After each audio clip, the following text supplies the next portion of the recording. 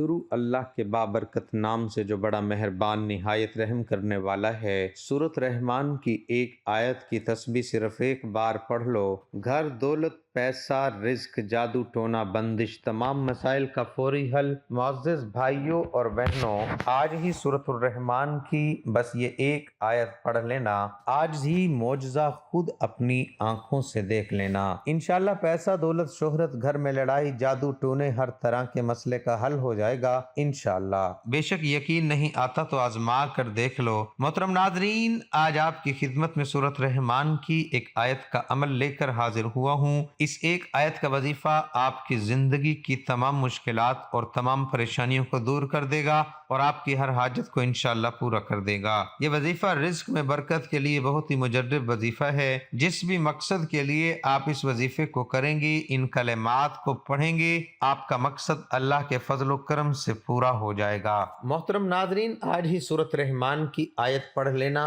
اور آج ہی معجزہ اپنی آنکھوں سے دیکھ لینا۔ اچانک سے آپ کی تمام مشکلات، آپ کی تمام حاجتوں کو پورا کر دیا جائے گا۔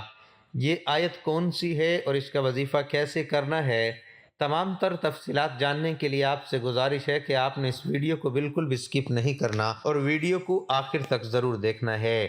ناظرین گرامی، احادیث مبارکہ کا مطالعہ کرنے سے پتہ چلتا ہے کہ بظاہر چھوٹی چھوٹی نیکیوں پر بڑے بڑے ثوابوں کی بشارتیں ہیں۔ اسی طرح کئی ایسے اعمال بھی ارشاد فرمائے گئے ہیں جن کا ثواب تو ہے ہی، ساتھ میں رزق میں وسعت، برکت اور کشادگی بھی ملتی ہے۔ اسی طرح قرآن پاک کی ایک پیاری سی سورت ہے، اگر اس سورت کی ایک آیت بتائے گئے طریقے کے مطابق پڑھیں تو اللہ کے فضل و کرم سے آپ کو دولت اور رزق کی فراوانی ملے گی، یعنی کہ اللہ پاک آپ کے لیے ایسے اسباب پیدا کر دے گا کہ آپ کے پیسے کے متعلق ہر پریشانی دور ہو جائے گی اور انشاءاللہ آپ کی ہر خواہش پوری ہو جائے گی۔ اس آیت کے کمالات دیکھ کر آپ لوگ خود حیران رہ جائیں گے، غیب سے دولت والے ہاتھ آپ کے پاس آ جائیں گے۔ محترم ناظرین، آج سب کام چھوڑ کر بس یہ ایک آیت پڑھ لینا۔ جس ترتیب سے یہ عمل بتاؤں گا آپ نے بالکل اسی طریقے سے یہ وظیفہ پڑھنا ہے۔ یہ انتہائی مجرب اور طاقتور وظیفہ ہے۔ نسلوں کو اگر بٹھا کر کھلانا چاہتے ہو تو اگر چاہتے ہو کہ کروڑوں روپے کی برسات ہو جائے، پیسہ ہی پیسہ آ جائے، آپ گنتے گنتے تھک جاؤ لیکن پیسہ ختم نہ ہو۔ پیسہ انسان کی ضرورت ہے، پیسہ نہ ہو تو زندگی میں سکون نہیں ہوتا اور بندہ ہر وقت پریشانیوں میں گھرا رہتا ہے کہ اخراجات کیسے اور کہاں سے پورے کرے۔ یہ ایک وظیفہ آپ لازمی کیجئے گا، بے حد چھوٹا سا اور آسان سا وظیفہ ہے۔ آپ کو اپنی پریشانی، جو بھی آپ کے مسئلے مسائل ہیں، ان کی نیت کیجئے گا۔ ناظرین اکرام، اللہ پاک جب کرم کرتا ہے تو انسان کی عقل دنگ رہ جاتی ہے اور معجزہ کرنے والی ذات صرف اللہ کی ہے۔ بس ہمیں ہر نعمت پر اللہ کا شکر ادا کرنا چاہیے۔ وظیفہ اللہ پاک کے بابرکت ناموں اور قرآن پاک کی ایک پیاری سی سورت کی آیت کا ہے۔ اس وظیفے کو کرنے سے آپ کی ہر پریشانی حل ہو جائے گی اور انشاءاللہ ہر مشکل ختم ہو جائے گی۔ محترم ناظرین، جب تک آزمائیں گے نہیں فائدہ نہیں ہوگا۔ میری باتوں کا کوئی یقین نہیں کرے گا اور بندہ ہی فائدے میں رہے گا جو ویڈیو دیکھ کر یہ وظیفہ پڑھنا شروع کر دے گا اور اللہ پاک کی ذات پر یقین رکھتے ہوئے یہ وظیفہ پڑھے گا۔ اسے مایوسی نہیں ہوگی، اس کی جیب خالی نہیں رہے گی، اس کے کاروبار میں برکتیں ختم نہیں ہوں گی۔ میرے بھائیوں، میری بہنوں، اس وظیفے کو کسی بھی دن کسی بھی وقت پڑھ سکتے ہیں۔ اب آپ لوگ پوچھیں گے کہ اس وظیفے کو کتنے دن پڑھنا ہے، تو محترم ناظرین یہ وظیفہ صرف اور صرف ایک دن کا ہے۔ ایک دن آپ اس وظیفے کو کیجئے، اگر آپ چاہیں تو 2-3 دن بھی عمل کر سکتے ہیں، لیکن ایک دن کے عمل سے ہی آپ کو انشاءاللہ فائدہ ہو جائے گا۔ ایک دن کا وظیفہ پڑھنے سے ہی آپ کے مسائل حل ہونا شروع ہو جائیں گے۔ محترم ناظرین، سورۃ رحمان کا نام اللہ کے خوبصورت ترین ناموں میں سے ایک نام پر رکھا گیا ہے۔ اس سورت میں خدا کے فضل کی مثالیں دی گئی ہیں اور اللہ کے مختلف تحائف کی اہمیت کو دہرایا گیا ہے۔ سورۃ رحمان ہمیں رحمت الہی کے تصور پر غور کرنے کی ترغیب دیتی ہے۔ اللہ نے ہمیں مختلف تحائف دیے ہیں، یہ دنیا بھی ایک تحفہ ہے۔ درخت، کھانا، ہمارے ارد گرد کا ماحول، ہوا، پانی، صحت مند جسم اور دماغ، خاندان، دوست، سب کچھ ایک تحفہ ہے۔ ہم اس سب کو قدر کی نگاہ سے نہیں دیکھتے، لیکن اس آخر میں اسی طرح کے ہر تحفے کی اہمیت ہوتی ہے۔ سورۃ رحمان ہمیں یاد رکھنے میں مدد کرتی ہے کہ اس طرح کے تمام خدائی احسانات ایسی چیز نہیں ہیں جن سے ہمیں غفلت برتنی چاہیے۔ یہ آیت دہرانے سے کہ یہ تمہارے رب کی نعمتیں ہیں جنہیں تم جھٹلاتے ہو، یہ صورت ہمیں بتاتی ہے کہ ہم اپنے رب کی کسی نعمت کا انکار نہ کریں۔ تم اپنے رب کی کون کون سی نعمت کو جھٹلاؤ گے؟ اس وقت کے مطابق کافر مسلسل اور مکروہ طور پر حق کا انکار کر رہے تھے اور مسلمانوں پر کھلے عام تشدد کر رہے تھے۔ تم اپنے رب کی کون کون سی نعمت کو جھٹلاؤ گے؟ در حقیقت جھٹلانے والوں کے لیے ایک مستقل نصیحت تھی جو غرور اور ناشکری میں اندھے تھے اور مسلمانوں پر بغیر کسی اشتعال کے حملہ کرتے اور قتل کر دیتے تھے۔ سورۃ رحمان اللہ کی رحمتوں کی لامحدود فہرست کو خوبصورتی سے پیش کرتی ہے۔ یہ دل کو چھو لیتی ہے اور سچے ایمان والوں کی آنکھوں میں آنسو لاتی ہے۔ آخری حقیقت انسانوں میں حق کو نظر انداز کرنے کی کمزوری ہے۔ ہم جانتے ہیں کہ ہر چیز فانی ہے، اس کے باوجود ہم دنیاوی دولت اور آسائشوں کے حصول میں دیوانہ ہیں۔ ہمیں اس بات کا علم ہونا چاہیے کہ اس زندگی میں ہمارے پاس جو کچھ ہے وہ مستقل نہیں ہے۔ ہمارے خاندان اور دوست ہمیں چھوڑ سکتے ہیں، اچھی صحت میں کمی آ سکتی ہے، ہماری دولت ختم ہو سکتی ہے، پھر بھی ہم مغرور اور متکبر رہتے ہیں۔ سورۃ رحمان بار بار ہمیں اللہ کا شکر ادا کرنے کی یاد دلاتی ہے، کیونکہ ہمارے پاس جو کچھ بھی ہے وہ ہمارے لیے اللہ کا تحفہ ہے۔ ہمیں چاہیے کہ ہم دنیا کے لیے کام کریں اور نیک اعمال میں مشغول ہوں اور اللہ ہی کو راضی کرنے کی کوشش کریں۔ ہمیں معلوم ہونا چاہیے کہ مسلمان ہونے کی حیثیت سے سورۃ رحمان کو دل سے سیکھنا امن و سکون کا باعث ثابت ہو سکتا ہے۔ اپنے آپ کو اللہ کے مختلف احسانات کی یاد دلا کر ہم تناؤ اور ذہنی دباؤ کا مقابلہ کر سکتے ہیں اور اپنے ایمان کو بھی مضبوط کر سکتے ہیں۔ سیدنا ذر رضی اللہ تعالیٰ عنہ سے روایت ہے کہ ایک شخص نے کہا، قرآن میں جو یہ لفظ ہے اسن، تو آپ نے فرمایا گویا تو نے باقی سارا قرآن سمجھ لیا۔ اس نے کہا میں مفصل کی تمام صورتوں کو ایک رکعت میں پڑھ لیا کرتا ہوں۔ آپ نے فرمایا پھر تو جیسے شعر جلدی جلدی پڑھے جاتے ہیں اسی طرح تو قرآن کو بھی جلدی جلدی پڑھتا ہوگا۔ افسوس مجھے خوب یاد ہے کہ مفصل کی ابتدائی کون کون سی 2 برابر والی صورتوں کو نبی کریم صلی اللہ علیہ وسلم ملایا کرتے تھے۔ ابن مسعود رضی اللہ تعالیٰ عنہ کی قرات میں مفصل کی سب سے پہلی صورت ہی یہی سورۃ الرحمن ہے۔ سیدنا جابر رضی اللہ عنہ فرماتے ہیں کہ نبی کریم صلی اللہ علیہ وسلم اپنے اصحاب کے مجمع میں ایک روز تشریف لائے اور سورۃ الرحمن کی اول سے آخر تک تلاوت فرمائی۔ صحابہ کرام رضی اللہ عنہم چپ چاپ سنتے رہے۔ آپ صلی اللہ علیہ وسلم نے فرمایا تم سے تو جنات ہی جواب دینے میں اچھے رہے۔ میں نے جب ان کے سامنے اس سورت کی تلاوت کی تو میں جب کبھی آیت فَبِأَيِّ آلَاءِ رَبِّكُمَا تُكَذِّبَانِ پڑھتا تو وہ کہتے لا بِشَيْءٍ مِّن نِعَمِكَ رَبَّنَا لا تُكَذِّبُ فَلَكَ الْحَمْدُ، یعنی اے ہمارے پروردگار ہم تیری نعمتوں میں سے کسی نعمت کو نہیں جھٹلاتے، تیرے ہی لیے تمام تعریفیں سزاوار ہیں۔ وقت کی نزاکت کو مد نظر رکھتے ہوئے آئیے ناظرین آج کے اس بابرکت عمل کی طرف چلتے ہیں۔ اب آپ آج کے عمل کو اچھی طرح سمجھ لیجئے۔ آپ نے کرنا کیا ہے کہ باوضو مصلی پر بیٹھ کر سب سے پہلے نبی کریم صلی اللہ علیہ وسلم کی ذات مبارکہ پر درود پاک پڑھنا ہے۔ درود پاک آپ کوئی سا بھی پڑھ سکتے ہیں، آپ چاہیں تو آسان اور مختصر سا درود صلی اللہ علیہ وسلم پڑھ لیں یا صلی اللہ علی محمد پڑھ لیں، لیکن یاد رکھیے کہ اگر آپ نماز والا درود یعنی درود ابراہیمی پڑھتے ہیں تو یہ سب سے زیادہ فضیلت والا ہے، سب سے زیادہ اہمیت والا ہے۔ میرے پیارے آقا صلی اللہ علیہ وسلم بھی تمام درودوں میں درود ابراہیمی ہی سب سے زیادہ محبوب رکھتے تھے۔ درود ابراہیمی ایک مرتبہ ثواب کی نیت سے میرے ساتھ بھی پڑھ لیں۔ اللہم صلی علی محمد وعلی آل محمد کما صلیت علی ابراہیم وعلی آل ابراہیم انک حمید مجید۔ اللہم بارک علی محمد وعلی آل محمد کما بارکت علی ابراہیم وعلی آل ابراہیم انک حمید مجید۔ روز قیامت نبی کریم صلی اللہ علیہ وآلہ وسلم کے سب سے زیادہ قریب وہی ہوگا جو سب سے زیادہ آپ صلی اللہ علیہ وآلہ وسلم پر درود شریف بھیجتا تھا۔ حضرت ابن مسعود رضی اللہ تعالی عنہ سے روایت ہے کہ رسول اکرم صلی اللہ علیہ وآلہ وسلم نے فرمایا قیامت کے دن لوگوں میں سے سب سے زیادہ میرے قریب وہ ہوگا جو سب سے زیادہ مجھ پر درود بھیجے گا۔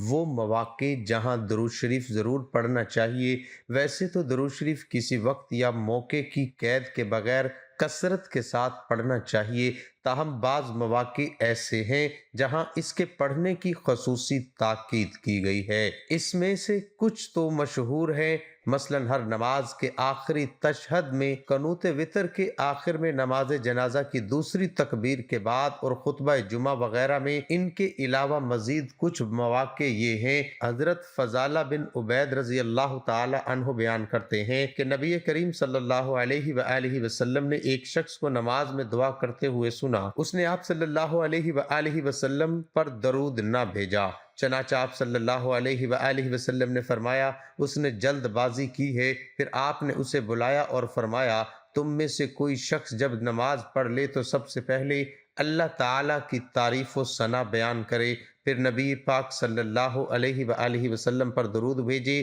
اس کے بعد جو چاہے اللہ سے مانگے۔ اور حضرت عمر بن خطاب رضی اللہ تعالی عنہ فرماتے ہیں بے شک دعا آسمان اور زمین کے درمیان رکی رہتی ہے اور کوئی دعا اوپر نہیں جاتی یہاں تک کہ آپ صلی اللہ علیہ وآلہ وسلم پر درود بھیجیں۔ جب نبی کریم صلی اللہ علیہ وآلہ وسلم کا ذکر کیا جائے تو ذکر کرنے اور سننے والے دونوں کو آپ صلی اللہ علیہ وآلہ وسلم پر درود بھیجنا چاہیے۔ نبی کریم صلی اللہ علیہ وآلہ وسلم کا ارشاد ہے اس آدمی کی ناک خاک میں ملے جس کے پاس میرا ذکر کیا گیا اور اس نے مجھ پر درود نہ بھیجا۔ نیز ارشاد فرمایا بخیل ہے وہ جس کے پاس میرا ذکر کیا جائے اور وہ مجھ پر درود نہ بھیجے۔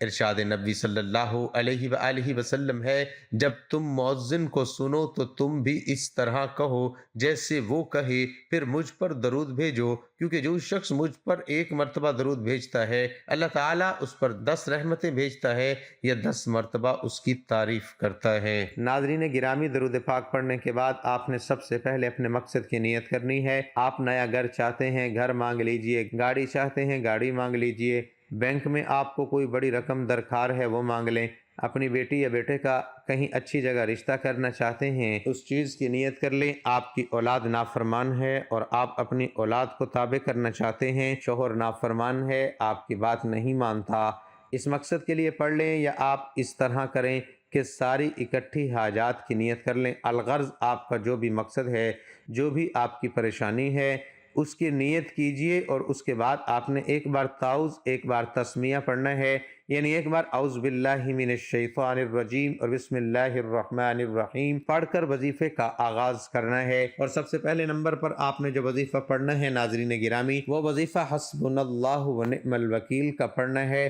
یہ وظیفہ آپ نے کیسے اور کتنی تعداد میں پڑھنا ہے توجہ کیجئے گا۔ آپ حسبنا اللہ ونعم الوکیل پڑھیں گے تو یہ ایک بار شمار ہوگا۔ اسی طرح سے حسبنا اللہ ونعم الوکیل دائیں ہاتھ کی انگلیوں پر یا تسبیح کے دانوں پر صرف 11 بار پڑھیں گے۔ جب 11 بار آپ حسبنا اللہ ونعم الوکیل پڑھ لیں تو اس کے بعد آپ نے دوسرے نمبر پر جو وظیفہ پڑھنا ہے ناظرین گرامی، وہ وظیفہ ہے یا رزاقو۔ یہ وظیفہ بھی آپ نے دائیں ہاتھ کی انگلیوں پر یا تسبیح کے دانوں پر صرف 11 بار پڑھنا ہے۔ جب 11 بار آپ یا رزاقو کا وظیفہ پڑھ لیں تو آپ نے تیسرے نمبر پر کون سا وظیفہ پڑھنا ہے یہ سب سے خاص بات بتانے لگا ہوں، اسے دھیان سے سمجھ لیجئے گا۔ ناظرین اب آپ نے تیسرے نمبر پر سورۃ کوثر پڑھنی ہے۔ بسم اللہ الرحمن الرحیم، انا اعطیناک الکوثر فصل لربک وانحر ان شانئک هو الابتر۔ سورۃ کوثر قرآن پاک کی سب سے چھوٹی سورت ہے اور اس سورت کو دولت والی سورت بھی کہا جاتا ہے۔ ناظرین گرامی اس کے بہت زیادہ فوائد ہیں۔ سورۃ کوثر کو آپ نے تیسرے نمبر پر صرف 3 بار پڑھنا ہے، اور اس کے بعد جو سب سے خاص وظیفہ ہے وہ آپ نے پڑھنا ہے، اور وہ وظیفہ سورۃ الرحمن کی آیت فبأي آلاء ربكما تكذبان کا ہے۔ اس آیت میں اللہ تعالیٰ ارشاد فرما رہے ہیں کہ تم اپنے پروردگار کی کون کون سی نعمتوں کو جھٹلاؤ گے۔ ناظرین چوتھے نمبر پر آپ نے اس آیت مبارکہ کو کتنی بار پڑھنا ہے یہ سمجھ لیجئے گا۔ فبأي آلاء ربكما تكذبان، آپ یوں پڑھیں گے تو ایک بار شمار ہوگا۔ اسی طرح سے آپ اس آیت مبارکہ کو اپنے دائیں ہاتھوں کی انگلیوں پر یہ تسبیح کے دانوں پر 100 مرتبہ پڑھیں گے، یعنی ایک مکمل تسبیح 100 دانوں کی آپ نے فَبِأَيِّ آلَاءِ رَبِّكُمَا تُكَذِّبَانِ کی پڑھنی ہے۔ جب آپ یہ سارے اعمال بتائے گئے طریقے کے مطابق پڑھ لیں تو اس کے بعد آپ نے وہی درود پاک ایک بار پڑھنا ہے جو عمل کے شروع میں پڑھا تھا۔ اب آپ کا عمل مکمل ہو گیا۔ عمل کی مکمل ترتیب سمجھ لیجئے کہ سب سے پہلے باوضو مصلی پر بیٹھ کر آپ نے ایک بار نبی کریم صلی اللہ علیہ وآلہ وسلم کی ذات مبارکہ پر درود پاک پڑھنا ہے۔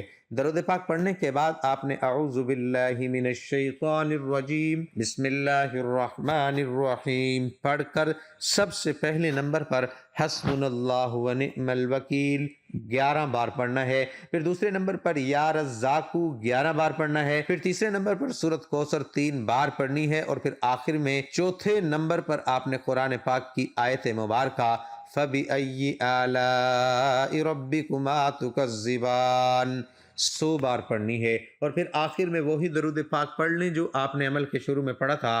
یہ عمل کرنے کے بعد ناظرین اکرام آپ نے رو رو کر گڑ گڑا کر دعا مانگنی ہے، اور اپنی ساری مشکلات ساری حاجات اللہ کو بتانی ہے، اور ان تمام حاجات کو آپ نے اللہ سے پورا کروانا ہے، اور ساری امت مسلمہ کے لیے آپ نے دعا کرنی ہے۔ ناظرین اس عمل کی برکت سے انشاءاللہ آپ کی تمام پریشانیاں دور ہو جائیں گی اور تمام حاجات پوری ہو جائیں گی۔ یہ وظیفہ آپ کو باوضو حالت میں کرنا ہے۔ انشاءاللہ العزیز وظیفہ آپ کی مشکلات کو جڑ سے ختم کر دے گا اور آپ کے رزق میں بے پناہ اضافہ کر دے گا۔ حضرت ابن عباس رضی اللہ تعالی عنہ نے نبی کریم صلی اللہ علیہ وآلہ وسلم سے ظاہری اور باطنی نعمتوں کے متعلق سوال کیا تو آپ صلی اللہ علیہ وسلم نے فرمایا کہ ظاہری نعمت اسلام ہے، اور باطنی نعمت یہ ہے کہ اللہ سبحانہ وتعالیٰ نے تمام بد اعمالوں پر پردہ رکھا ہوا ہے۔ ظاہری نعمت صحت، تندرستی اور انسان کے احسن اخلاق ہیں، اور باطنی نعمت معرفت اور عقل ہے۔ ظاہری نعمت وہ ہے جو آنکھوں سے نظر آتی ہے، مثلا انسان کا مال، منصب، مرتبہ، اس کا حسن و جمال اور عبادت اور اطاعت کی توفیق، اور باطنی نعمت انسان کے دل و دماغ میں اللہ تعالیٰ کا علم، اس پر حسن و یقین، اور اللہ تعالیٰ کے بندوں سے مصائب اور آفات کو دور کرنا ہے۔ ناظرین گرامی سورت میں فَبِأَيِّ آلَاءِ رَبِّكُمَا تُكَذِّبَانِ 31 بار ذکر فرمایا ہے، اور بار بار اس آیت کو ذکر کرنے کا فائدہ اس آیت کے معنی کو ذہنوں میں راسخ کرنا ہے اور اس کی اہمیت کو اجاگر کرنا ہے، کیونکہ جو چیز اہم ہوتی ہے اس کا ذکر بار بار کر کے اس کی تاکید کی جاتی ہے، اور جس چیز کے ذکر میں لذت ہو اس کا ذکر بھی بار بار کیا جاتا ہے، اور رب کی نعمتوں کے ذکر سے مسلمانوں کو لذت حاصل ہوتی ہے، اس لیے اس کا بار بار ذکر فرمایا۔ باقی رہا یہ سوال کہ یہ آیت 31 بار ہی کیوں ذکر فرمائی گئی، اس سے کم یا زیادہ بار کیوں نہیں ذکر فرمائی؟ تو ناظرین یہ تعداد تو ایسی ہے کہ اس لیے اس خاص تعداد کی حکمت اور اس کے فائدے کو جاننے کے لیے زیادہ سر کھپانے کی ضرورت نہیں۔ جیسے قرآن مجید کی 114 صورتیں ہیں، اس سے کم یا زیادہ کیوں نہیں ہے؟ اس کی توجہ دماغ لڑانے اور دور دراز کی مناسبتوں اور توجہات کو تلاش کرنے کی ضرورت نہیں ہے۔ مسلمان گھرانے میں بحیثیت مسلمان پیدا ہونا اور مسلمان کی حیثیت سے اس دنیا سے رخصت ہونا، یہ بھی اللہ سبحانہ وتعالیٰ کی بہت سی نعمتوں میں سے ایک بہت عظیم نعمت ہے۔ ہم انسان اللہ کی نعمتوں کو کبھی شمار کرتے ہیں اور نہ کبھی ان کا شکر ادا کرتے ہیں۔ ہماری زندگی کا سفر آذان کی آواز سے ایک مسلم گھرانے میں شروع ہوا اور نماز جنازہ پر ختم ہوتا ہے۔ ناظرین گرامی یہ بھی تو ممکن تھا کہ ہم کسی ہندو یا کسی اور مذہب سے تعلق رکھنے والے گھرانے میں پیدا کر دیے جاتے اور پھر اسلام کی تلاش کر کے اس میں داخل ہوتے، مگر میرے رب نے ہمیں یہ اضافی نعمت دی ہے۔ اگر ہم اللہ تعالیٰ کی اس نعمت کے شکر میں مصروف ہو جائیں کہ اس نے ہمیں بحیثیت مسلمان پیدا کیا اور بحیثیت مسلمان ہی ہماری موت متوقع ہے، تو شاید عمر بیت جائے مگر شکر کا حق ادا نہ ہو پائے۔ زندگی کو اگر دل فریب اور آسان بنانا چاہتے ہیں تو لوگوں میں نقص نکالنے کی بجائے اپنے رب کی نعمتوں کو گننا اور ان کا شکر ادا کرنے کی عادت بنا لیجئے۔ یقین کیجئے کہ زندگی خوبصورت اور بابرکت ہو جائے گی۔ اللہ تعالی ہم سب کے تمام دکھ تکالیف کو اپنے فضل و کرم سے دور فرمائے، ہم سب کو 5 وقت کی نماز باجماعت ادا کرنے کی توفیق عطا فرمائے، اور آخرت میں اور دنیا میں ہمیں کامیابی اور کامرانی نصیب فرمائے۔ اے اللہ ہماری پریشانیوں کو دور کر دے، اے اللہ جو بیمار ہیں انہیں شفا کاملہ عطا فرما۔ اے اللہ جو بے اولاد ہیں انہیں اپنے خزانوں میں سے نیک اور صالح اولاد عطا فرما۔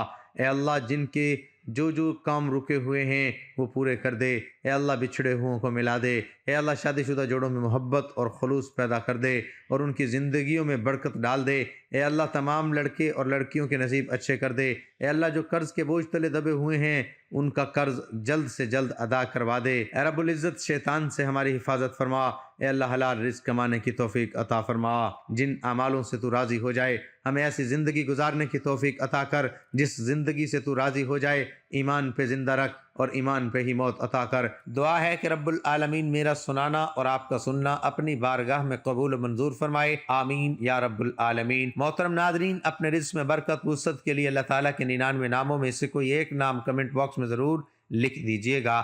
اللہ تعالیٰ ہم سب کا حامی و ناصر ہو، آمین۔ السلام علیکم ورحمۃ اللہ وبرکاتہ۔